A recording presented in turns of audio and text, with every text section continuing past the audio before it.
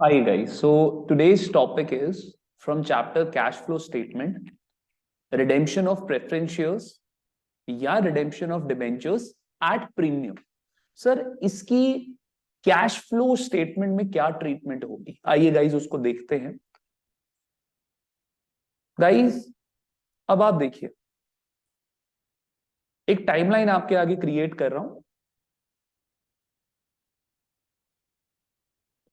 Sir 1/1/2018 को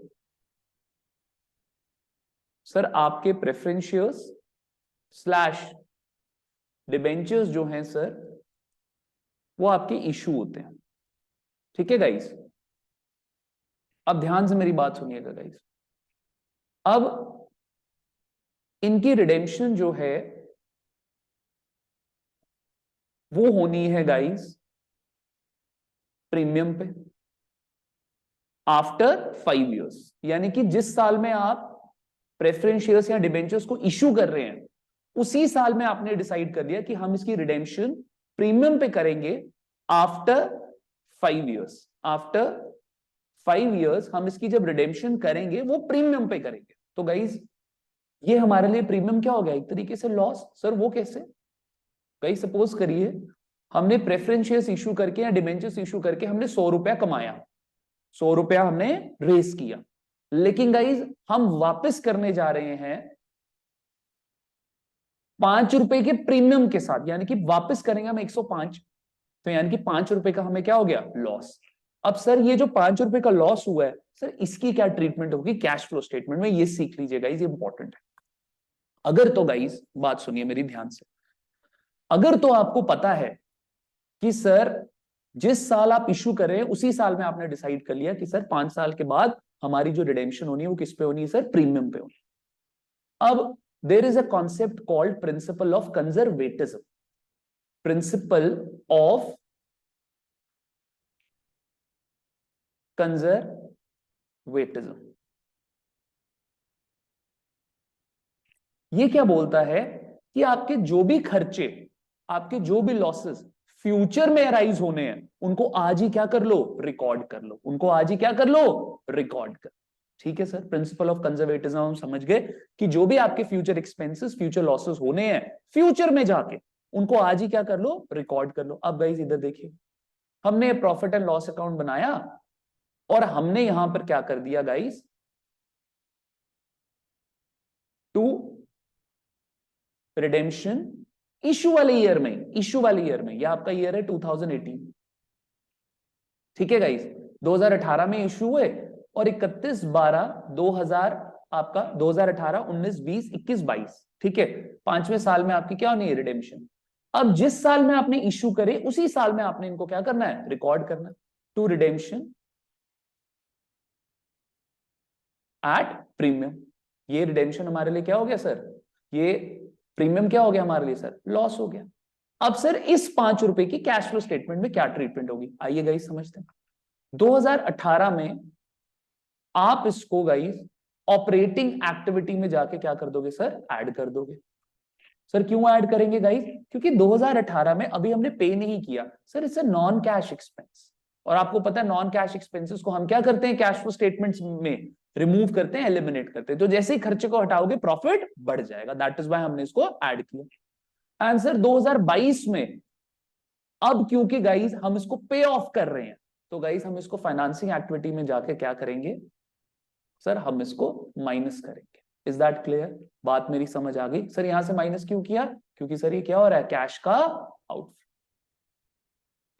तो अब सुनिए बड़े ध्यान से, सर जब 2018 की कैश फ्लो स्टेटमेंट आप बनाओगे, जब आप 2018 का सीएफएस बनाओगे तो आप सिर्फ और सिर्फ उसको गाइस ऑपरेटिंग एक्टिविटी में ऐड करोगे और फाइनेंसिंग एक्टिविटी में कुछ नहीं करोगे। और जब आप 2022 का सीएफएस बनाओगे तो सर आप उसको प्रीमियम को ऑपरेटिंग एक्टिविटी में कुछ नहीं करोगे, क्योंकि उसको आपने 2018 में ऑलरेडी क्या कर लिया, रिकॉर्ड कर चुके। आप सिर्फ और सिर्फ उसको फाइनेंसिंग एक्टिविटी में जाके क्या कर दोगे, माइनस कर दोगे। मेरी बात समझ आई आप लोगों को? Is that clear to you people? ठीक है गाइस, नहीं समझ आता कमेंट सेक्शन में आप मेरे को बताइए, मैं आपको अपना पर्सनल नंबर वहां पे शेयर करूंगा, आप मुझे कॉल करिए, मैं आप और मैं बात करेंगे गाइस। ठीक है, चलिए नेक्स्ट देखिए गाइस। अब ये था case 1,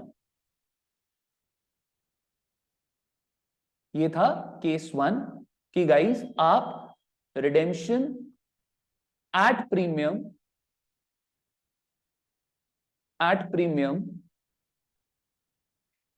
decided in year of redemption at premium decided in year of issue itself.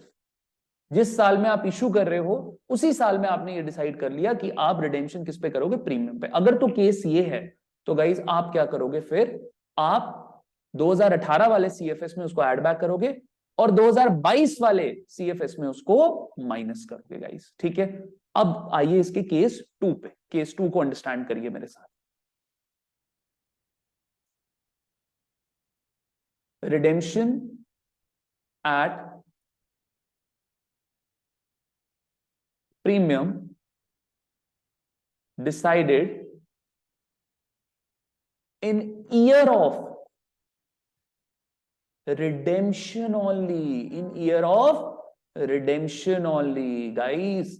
अब इश्यू ईयर में नहीं आपने डिसाइड किया था कि आप रिडेम्पशन प्रीमियम पे करोगे, आपने कब डिसाइड किया, in year of redemption only.